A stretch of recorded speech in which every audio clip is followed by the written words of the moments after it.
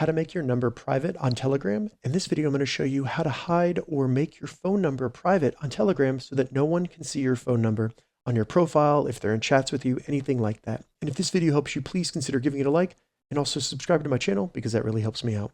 So the first thing we need to do is simply open up the settings within the Telegram app. And on an iPhone, you select settings in the bottom menu, but on an Android phone, you're going to select the menu button in the top left and then go down and select settings. Once the settings open, scroll down a little bit and select privacy and security. And then all we want to do is select phone number.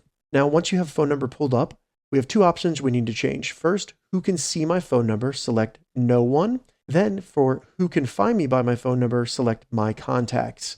Once you've done that, you've limited it. So first, anyone that accesses your profile or anything will not be able to see your phone number. And then if they do have your phone number, they will not be able to see what your profile is on Telegram.